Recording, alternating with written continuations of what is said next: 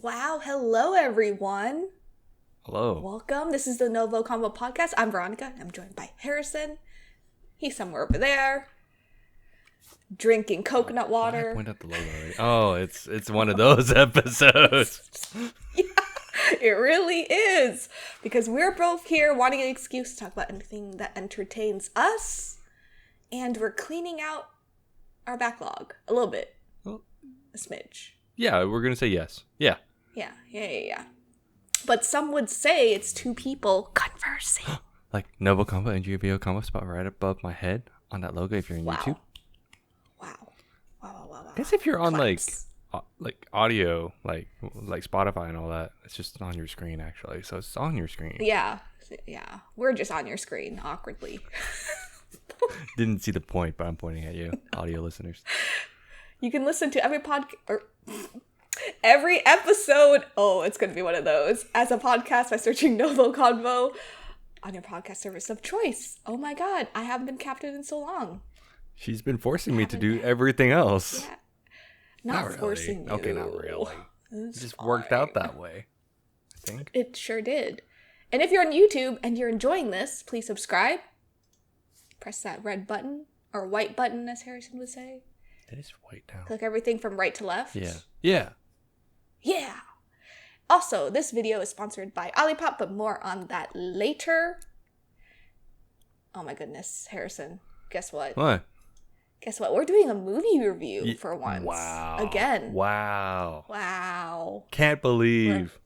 We're back at it again with the Mandalorian and Grogu movie that literally just came out. Yeah. Wow, look at us Over the being on weekend. time and everything. It's kind of crazy. And yeah, it's crazy, isn't it? And before we get into our usual format, I'm going to give you dates of seasons 1 to 3, and you can just react as you go. So season 1 came out November 2019. Season 2, October 2020. Yeah. I'm going to put the Book of Boba Fett in there, December 2021. And then season 3 was March 2023.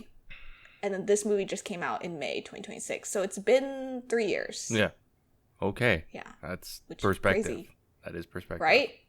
It is perspective. The heck? And it's been, yeah. I didn't realize it's been that long until I wrote everything down. I was like, oh my goodness. It really has because we'll get to that actually. No, we We'll will. get to that. And also, you don't need to watch anything. You can kind of just go into this movie fresh eyes. My husband did that. But I think for your wife, she did like the YouTube recap of everything. She watched a YouTube recap and she's only actually legitimately watched season 1 and 2. Mm-hmm. I think parts of 2. Probably 2. But not 3 But not everything. and not Boba Fett. Not Book of Yeah. Boba Fett. And that was enough. The recap was enough for her. Yeah, I think the recap is enough. And then, yeah, you really don't need anything for this. Not really. Yeah, I think the only question people may have is like where people are at, and I think that's why I told my wife, I'm like, just watch a recap. Yeah, smart. But let's get into non-spoiler thoughts. Harrison, did you have any standards for this movie going in? So what were your initial thoughts? I came in. Honestly, I did come in expecting kind of just a supercut of a Mandalorian show, if that makes sense. Somewhat. But I just didn't know what the direction was with this. And I would say, so overall, non-spoilers, I thought the movie was really fun. It was very just Mandalorian Grogu focused, which I think is very helpful because season 3, we did a review, right? I think we did a review. Yeah, I think we did, yeah. My quick thing was I didn't like it as much because it felt very not Mandalorian focused. Like usually, okay, I always think Mandalorian is always supposed to be like that, like just the vehicle that the viewer just kind of goes along with, and he just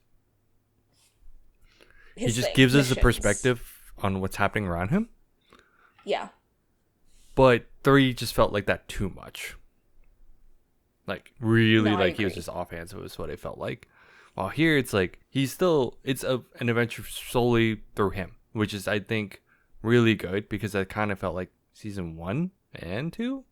And two. Yeah, like Yes. it's like he's not supposed. It's like one of those he's not supposed to be there, but he's there.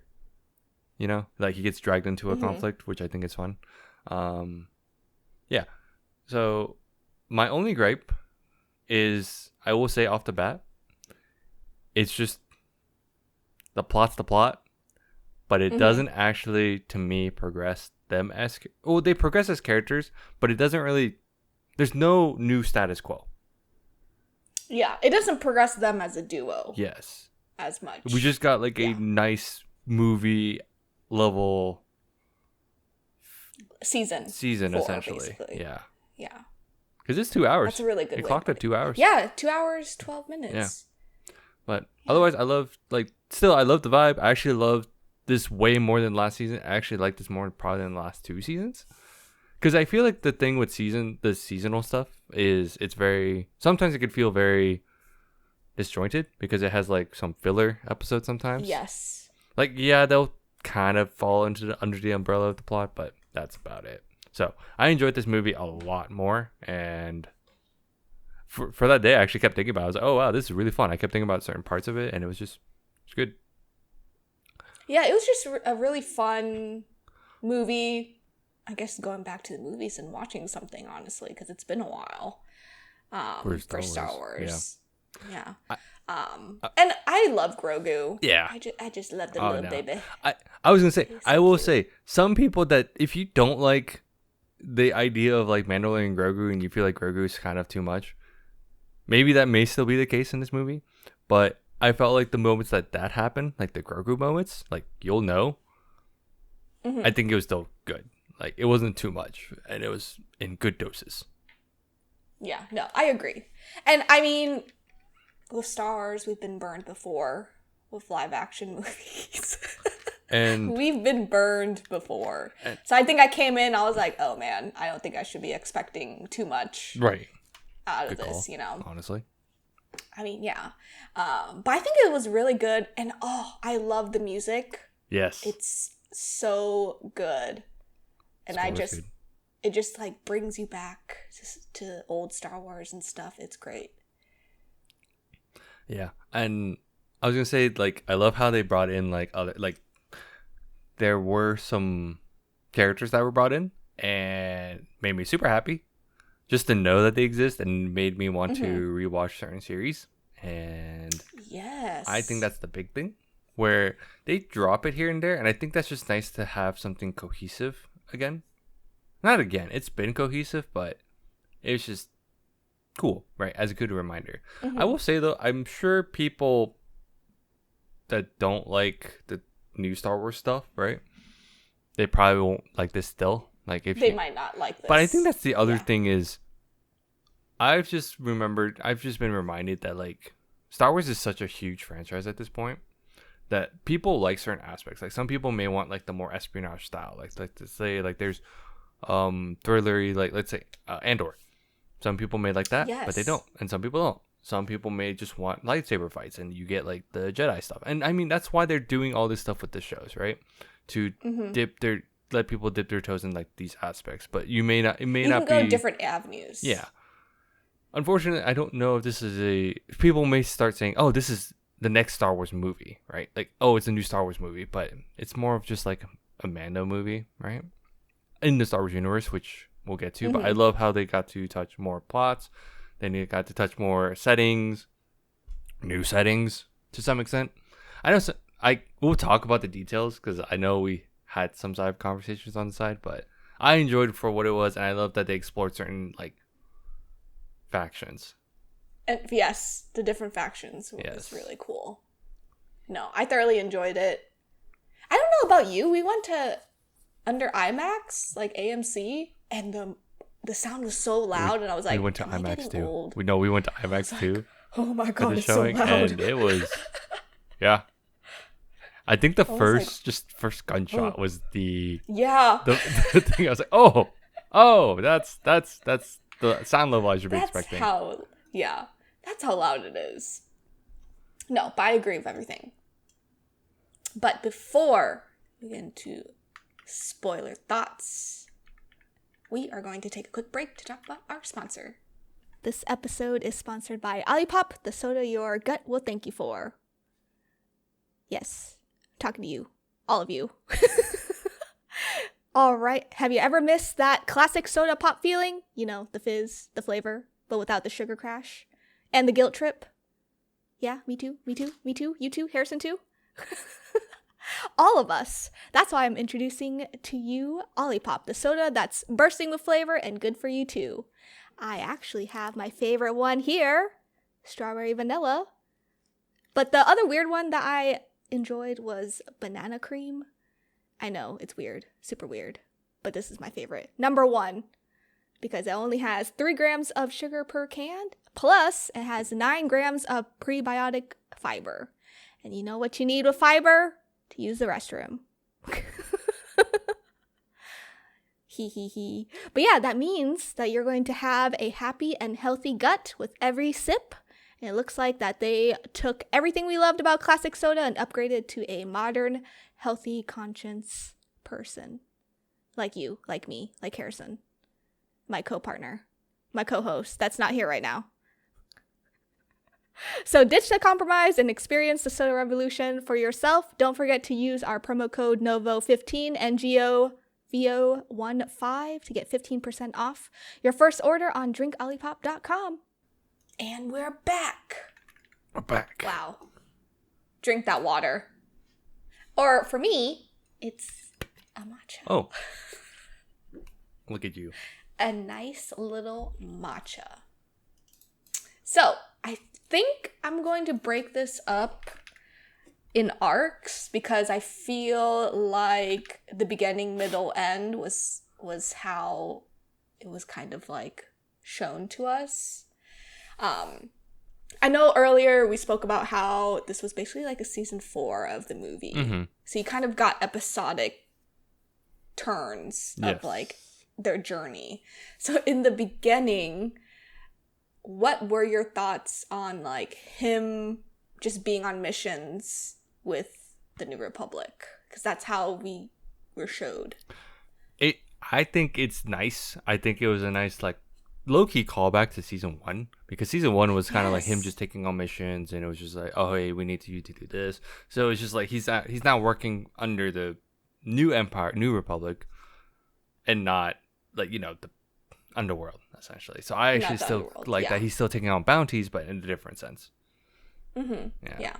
And I thoroughly enjoyed that he sort of gets to like pick and choose a little bit, but obviously in this setting, like in the movie setting, it was just given to him and he just had to go out and like do it and then come back. But what was really funny was that they came back and the guy they were supposed to come back with died.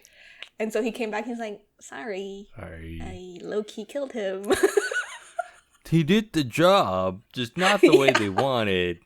Which I think Zeb is a fan favorite, right? No, Zeb is from Rebels? Rebels, yeah. Star Wars Rebels? Yeah, okay. Yeah, so that's where I was like... I think they brought back the voice actor, too. Yes, they did. It's the same voice actor. Yes, because if I remember correctly, I just want to make sure I call this correctly. But hold on. I swear it's Steve Bloom. Okay, yeah, it's Steve Bloom. Yes. Steve Bloom, okay. Yeah. No, so... Again, it made me realize, I'm like, I caught up on a lot of stuff, and I'm like, oh, I see Zeb. Oh, shoot, I need to actually rewatch Rebels fully, because I keep seeing clips, and I'm like, oh, I need to do this one day. And I just never did. But I'm just so glad they brought him in, because he is, like, with the Rebels, you know, in a sense. Yeah. Not in a sense, but fan favorite. And I sat there, and I was like, I recognize him. I've seen clips somewhere. Yep. No, they... but it was really cool that Zeb was like, you know, we kind of need them undead to get info, His not snark dead. Is so good. Yeah, no. And I think like what's really cool about Grogu is that the puppet is just so cute, and it's the first scene. It's gotten so much better. Like it could do so much more, right? In a sense, or it's about the same. It just does more, but it's just so good. The puppet's so No, good. and especially that first like basically fight scene. Mm-hmm. And then them kind of like separating. Yeah. And you could just see poor Grogu and like the entrance is like, I'm here. Jumping out like a little Batman. Yep. It's just so good. Do you feel like, speaking of, do you feel like they're trying to make him like, I think this is an old question, but there were moments I saw it way more in this movie, if anything. Mm-hmm. Feels like they're definitely making him like into like a Pikachu mascot. Yeah.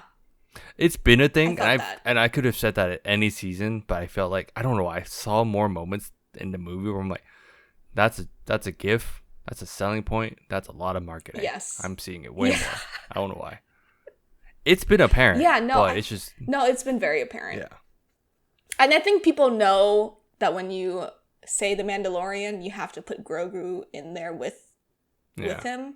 So, yeah, I definitely could see some marketing points there. Yeah. But I think where you don't see it is kind of like his weird, like Grogu's like weird moments. Especially when like in the beginning fight when they were trying to take down the, whatever those big giant leggy things were. Oh, yes. And then like you could see Grogu just like hitting him in the helmet. Like let's get out. There's a bomb behind us. We're gonna die. We're gonna die. Dad. Dad. We're gonna die. Yeah. So yeah, there were moments where it did feel like marketing, but other moments it just felt natural to like have the puppet just there. Otherwise, I would say like the whole like Mando Grogu chemistry, like just seeing the interactions just remains really good, like positive, right? I have no qualms with notes. it, and it's always emotional when it gets to be. So that's probably the most deep it gets when it comes to like this movie. It's their bond, and it's like, because like the whole plot or that whole theme with them is like essentially like father son, like, oh, father won't be there long enough. I questioned that so much this time, though. I know. I actually did. Same. It was scary. I mean, we're about to get into like the middle part, but like it was a little scary. Yeah. Did you like the Hutt sequels in here? Kind of like the sprinkles of like the Hutt family, the twins. No, yes, I actually did. Rudda. I actually did like how they incorporate the Hutt's family drama into this movie. I found it way more interesting than honestly the Mandalorian. The Mandalorian plot point in season 3. In 3, personally.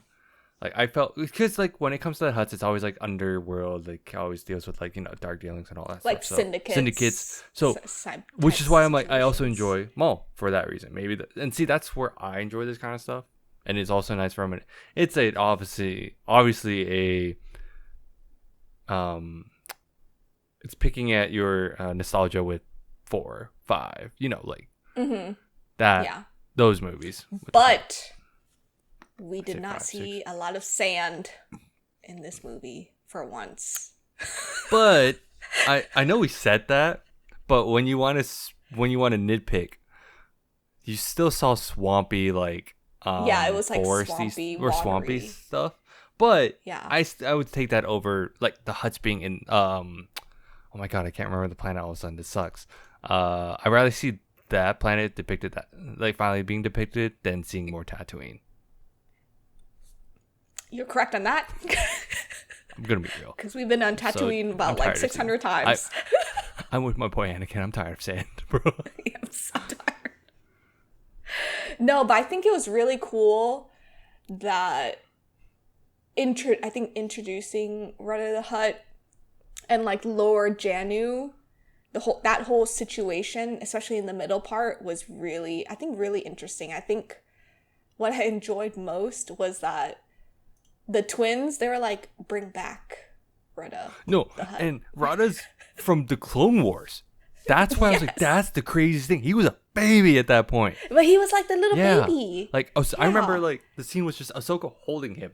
Like, that's it. Yes. Yeah, the little baby. So, and boy, did the baby grow up. Boy became beefy. Swole. Beefy. Is that your next picture when you work out? No, but like literally, like it's so beefy. He's such a beefy boy.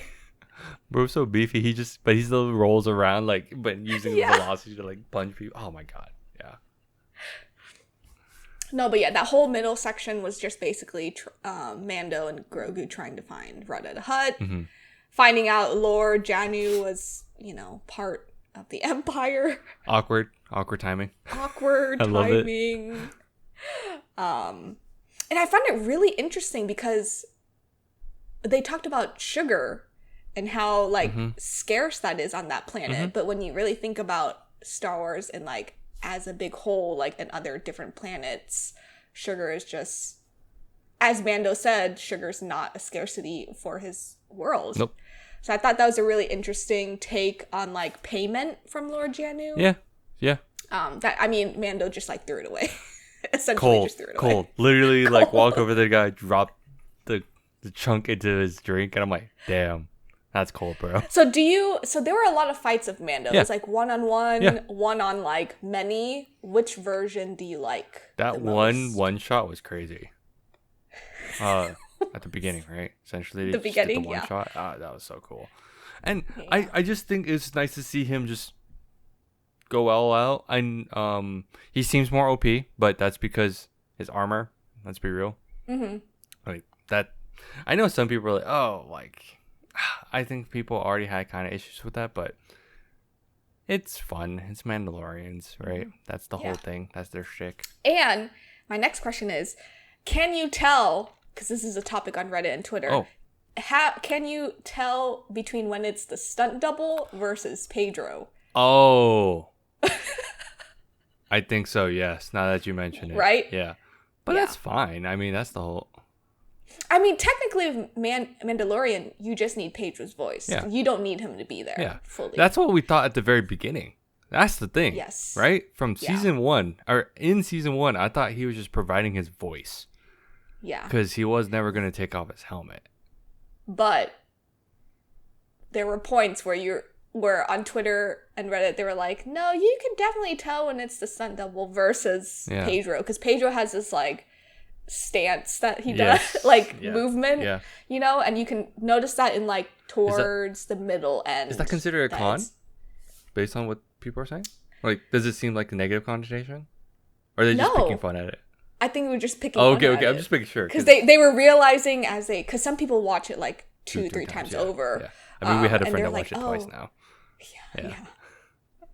And so people were like, oh, you can definitely tell when it's a stunt double, because it's more kind of chest up, really versus I don't sometimes know.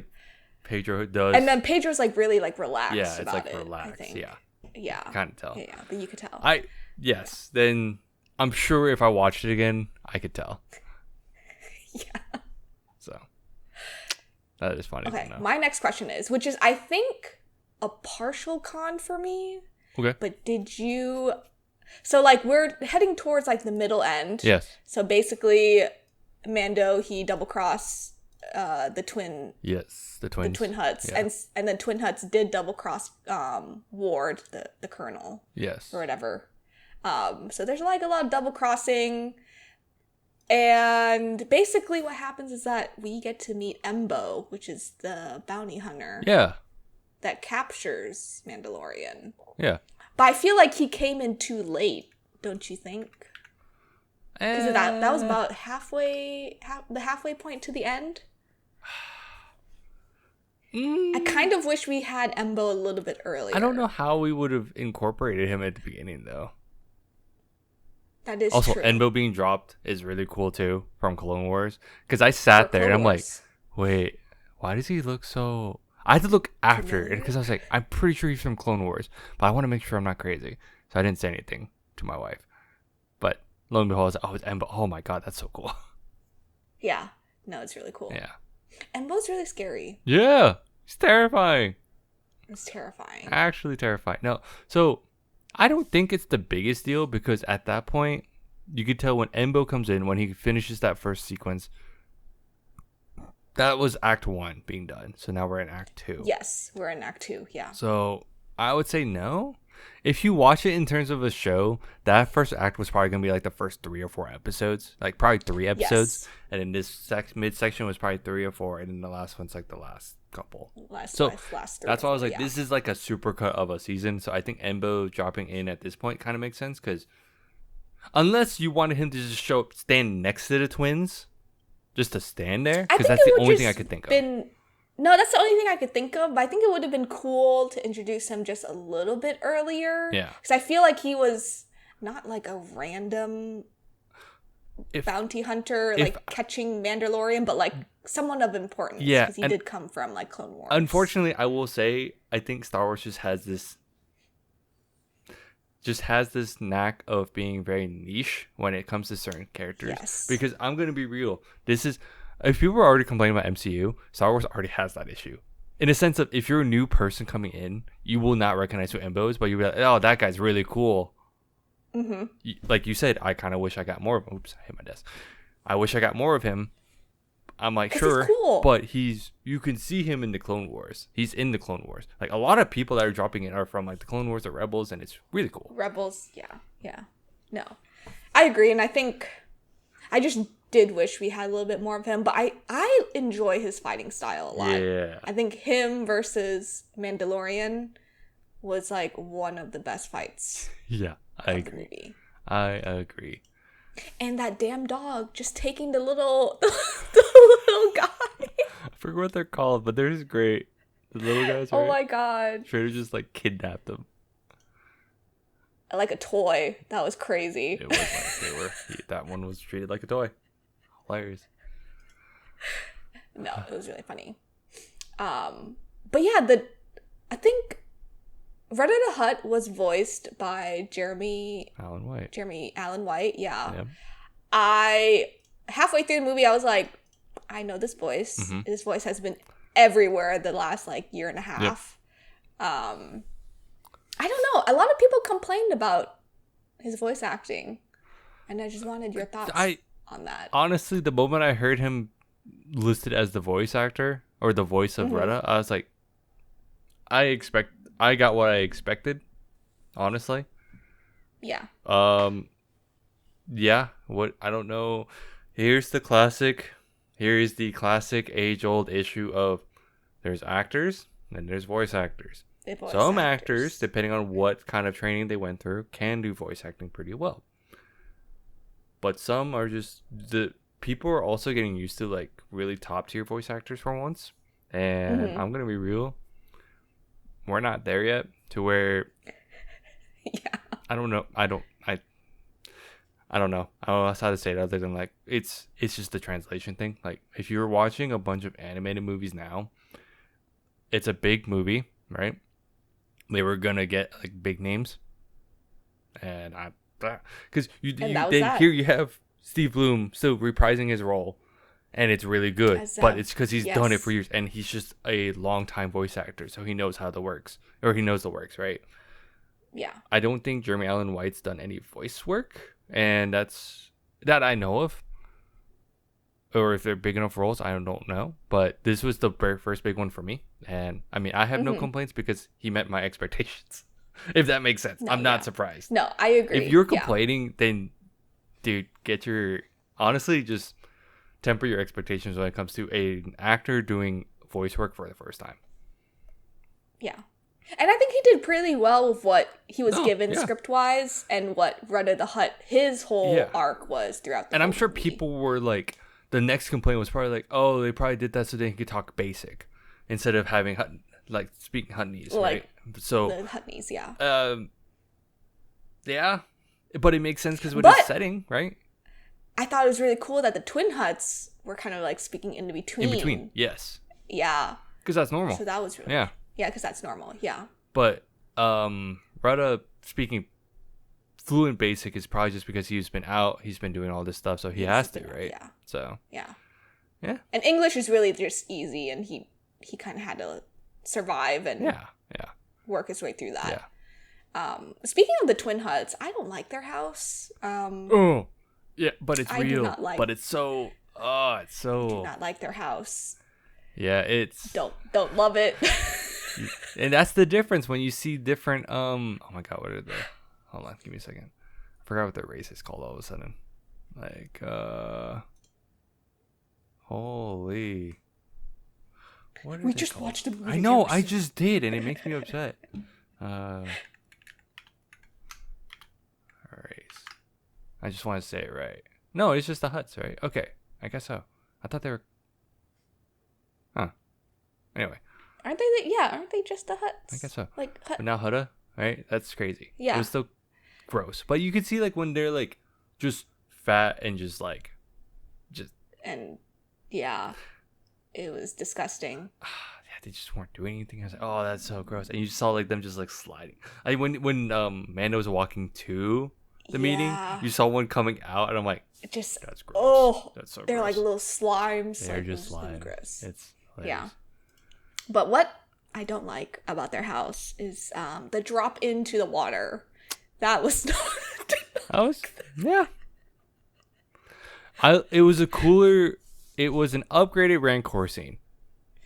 Yes. But at what cost? At what cost? Well, they don't know the cost, or they found out the cost They found out the cost. real fast. But yeah, just, that was a really cool scene. I don't know how Pedro, I need to watch the behind the scenes, but Pedro doing all that work in the water. Because it was like I think they built that pool specifically for the scene. Yeah. And I know that snake is like CGI, so I'm like, how do you work this out in your head? And act. It's crazy. No, it's crazy, and obviously it's just it's all cool to see at the end of the day. No, it really is. Big snake. And I know earlier you talked about how you just didn't know if Mando was gonna live. After the snake portion, I was like, sad. They mentioned poison. On. Yeah. Poison.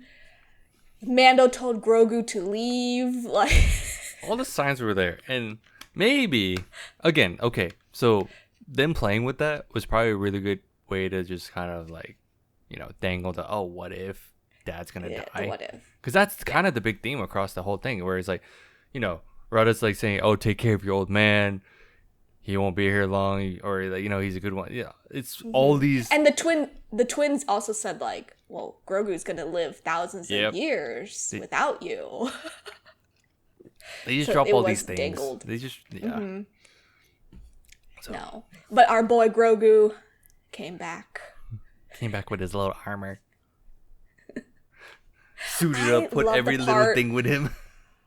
The mini ship with it was so cute. His ears just filled up the whole ship. It was so cute. Couldn't even see the third person behind them. Nope. Oh, yeah, that's true. Yep. There's three of them. There's three of them. So cute. I like how Mando was like, "Yeah, boy's not fitting in there." Grogu legit like, "We're going, right? Get on, we're going." I'm like, and Mando said, "I'm like, yep, that's exactly what I was thinking." I was like, bro, there's some size issues. It's just cute. It is just cute to see like, this is the ship, and I'm like, that is the ship. That's not the ship. That's not the ship. It is a ship. Yeah. No, but yeah, I think his death was like dangling upon us. Did you feel like that portion was a little longer than it was supposed to be? Because I went with your brother and we had children behind us, and I think they were getting a little rowdy. Yeah, and restless. So I think the portion where the poison to Grogu kind of like trying to survive and hide Mandalorian up until Mandalorian wakes up again, that I feel like that portion was a little long for me. But it was basically like 2 episodes, if you really think I was going to say, it's about 2 episodes, if we're going to be absolutely real. If it was episodes, people would probably complain about it. I'm not complaining about it because I think that was just highlighting what Grogu can do by himself. Yes. I think and it was realistic. It's realistic. With what he could do. What I kind of wish they did instead, my gripe with that scene was he got the medicine and then Mando was good the next day. I wish he got the medicine first. Then that entire period of what if. Yes. That to me would make more sense. And out of all of the scenes, Grogu getting eaten by a frog in the middle of the night is what scared me. No, it was funny. My wife kept pointing at something, and I'm like, what's she pointing at? Oh, there's a round thing. I was like, oh my God. Okay. So my wife saw it first. That absolutely scared me. I was like, oh, what's happening? Yeah. I'm screaming on the inside. Yeah. I like how the lizard was like, you're not from here. Yeah. You keep taking my fish, yes. but you're not from here. Yeah. No, I agree with you on the medicine thing. I wish he would have gotten at the beginning. That was too fast. When he stole the first fish. I wish he got caught and then had that whole ordeal and then the in between. Like, well, I think that would have placing that in that spot would have been way better. Yes. Because and then like watching him survive, making his little home. Yeah. And then he can just wake up one day to find Mando fine. But for the medicine to instantly work after he's like, he may or may not live, he may die, blah blah blah blah. I was like, bro, that's too Disney for me. That was too Disney for me. No, I agree. Yeah, but I love the part where Grogu made his little home. Yes, and the funny part was he like would put Mando in, and it was too short. Yeah, and then you could hear the helmet just hitting the top. See, that would have been funny if just to say, this is how I do it. We did, like I said, gets caught first, gets the medicine, pays that, applies the medicine, gives medicine, blah, blah, blah. Then when he makes the home, ding, ding, ding, ding, you would think he would be like, oh, I'm awake. No, not yet. No, give it a couple of days and then wakes up. But, that's why he may move from that. You could give the classic, like, Twitch. Sure, give that. But yeah, I don't know. That's my only gripe was he got the miracle medicine, and I'm like, bro, that's just stupid. I'm glad it worked. I know it would have worked, and that's fine. But it's just how fast it worked made me upset. I was like, that's okay. Because the next day, Grogu just woke up by himself and was like, where's everyone? Yeah. Did you like that Grogu got his stick? Yes. And he was meditating? Yes, he was meditating too. I was like, he's growing. Yeah. He can do it. Because he had trouble, right? Yes, he did. So, I enjoyed that. If we're talking progression, that was probably the most progression I've seen. For Grogu? Yes. Yeah. For Grogu, yes. No, I agree. It does make... And then the last portion of it, that fight scene. So good. Really fun. That's probably like the last 2 episodes of the series. Like, again, this is a super cut. Felt very tight. And that whole last sequence, beautiful. Love it. Especially Embo versus Mandalorian. Yeah. Because they're like sword fighters. Essentially. I thought that was really cool. Mm-hmm. The cut for where Embo takes off his hat and like throws it? Swings it. Or swings it, yeah. Or swings it or throws it or whatever he does. I was like, oh, that's so cool. It was so cool. Honestly, it's cool to see Bounty Hunter be Bounty Hunter. It's always fun to see that because you get to see how they utilize their like tech or gadgets. Mm-hmm. So that's the fun thing. So and they save themselves. Mm-hmm. They don't care about anyone else, which I thought was cool. Yeah, because the twins were like, "Oh, you gotta save us! Oh no!" And then he's like, "Nope." Gets eaten by snakes. You saw the 2 lumps too. That's the craziest thing. Can we talk about how what are they called? Droids. Oh yes. The droids the mercenary droids being refactored into, because you could tell that like how they used to be in the like essentially Old Republic, and now it's like they got beefy, or you could tell they got like they got upgraded, but like shoddily, right? Because they're not. Yeah. It's like not their parts. Yeah. If that makes sense. Yes. Which is so cool. And that was cool, and it was like thousands of them. Separatists? Hundreds of thousands. Separatists they're no longer under the separatist type shit. I forget. It's been so long. Yeah, because I think the Twin Huts hired them for security purposes. Yeah.